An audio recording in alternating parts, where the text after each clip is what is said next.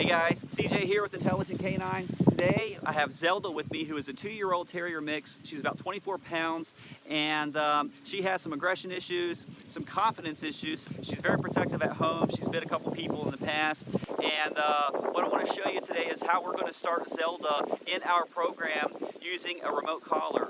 Now, one of the many myths about a remote collar is you can't use a remote collar on certain dogs or on some dogs that have issues with fear or anxiousness because it's going to add to their problems instead of help them with their problems. Well, that may be true depending on how you use it, but the same is true for any training tool, including a flat collar or just a simple leash. If it's used incorrectly, it can definitely cause problems, but if it is used correctly, we can definitely help dogs overcome their life's challenges and build confidence. Now, because structure equals freedom, we're going to be creating a lot of structure for Zelda so that she can understand how to do things properly. She understands where the boundaries are. In the process, she'll learn to follow our leadership and guidance to where she's paying more attention and looking to us for that sense of guidance and direction versus just reacting to the outside environment or reacting to that distraction or giving into that impulse. We're going to help her learn how to think first and then respond appropriately rather than act first and think never, which is very common for a lot of dogs that haven't yet understood boundary and don't really have any limitations that we put in place. So when we do begin to create the right structure, we're showing our dog how to do things properly. We're empowering their future learning and growth and ultimately success one day.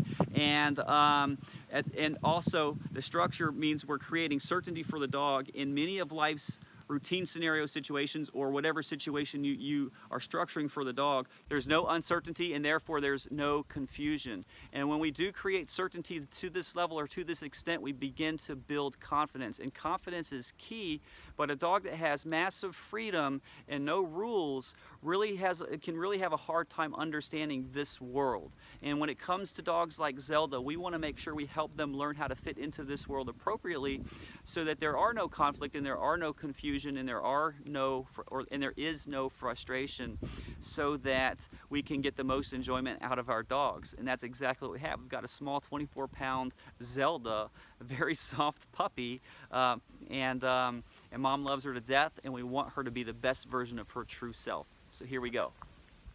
Okay, so what we're going to do here, I've got a couple items already set up that I'm going to use to help Zelda learn on. I'm going to have her walk across these items a couple of times. We're going to get her really comfortable with moving forward and negotiating obstacles. It's going to get her thinking a little bit, following my lead over something that's a little bit challenging, not too much.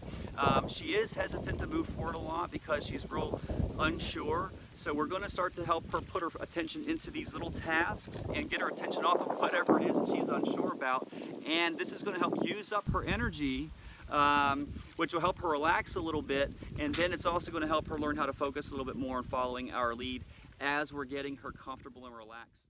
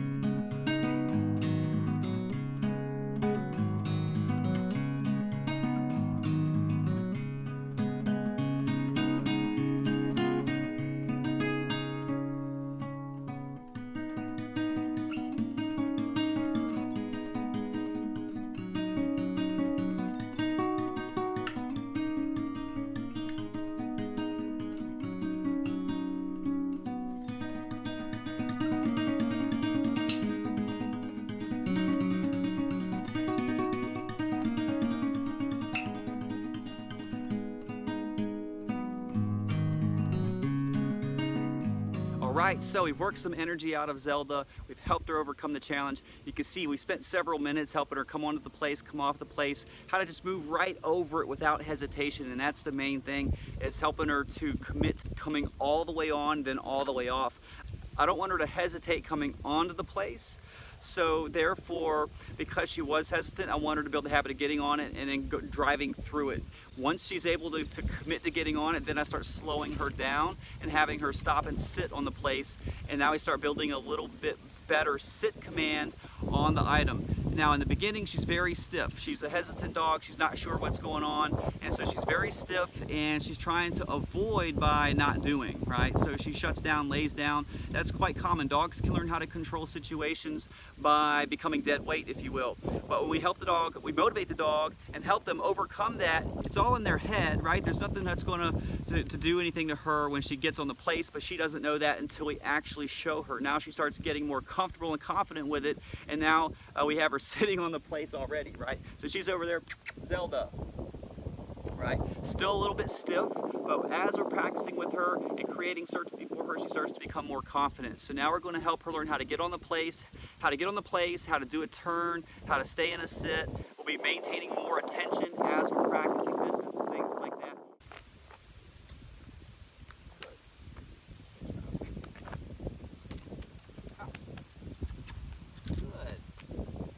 Zelda, come. Place.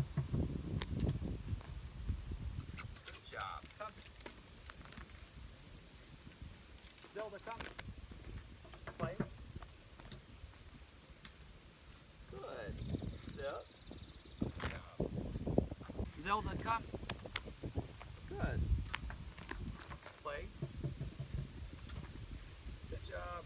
Sit. Good. Sit.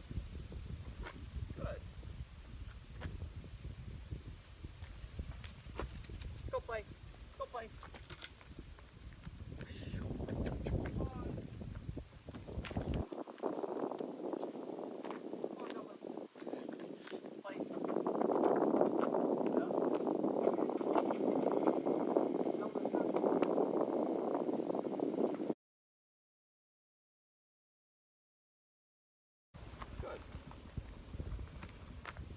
Good job.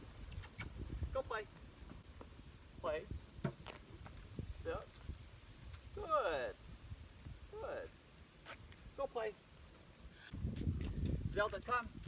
Good job. Place. Good job. There we go. Good. Come. So 180 turn. Sit. There we go. Good job. Good. Good.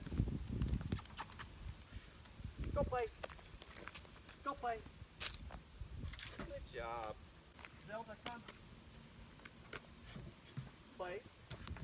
Sit. Good. Good. Go play. Zelda, come. Place. Sit. Good job. Good job. Go play. Come. Place. Sit. Good job. Good job. Good. There we go. Come. Come. There we go. Sit. Good job. Sit. Good. Zelda, sit. Good job. Good. Good. Good. Good job. Go play. Go play. There we go.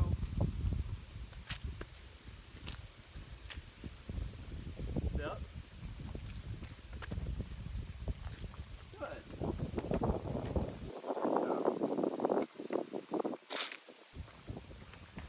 All right, so we've got Zelda we've been practicing for a few more minutes, and Zelda is doing really well. You can see that she was really stiff in the beginning. Now she's loosening up. She's still resistant in some areas. She's probably never been led around properly and probably never learned how to follow a person's lead. She's mostly done her own thing, and therefore when it comes to this type of new thing for her, she's a little bit hesitant until she starts to learn to trust it, right? So she's loosening up, but she's still a little bit stiff and resistant. But the main thing here is that when I'm helping her, that we want to provide as much encouragement as possible.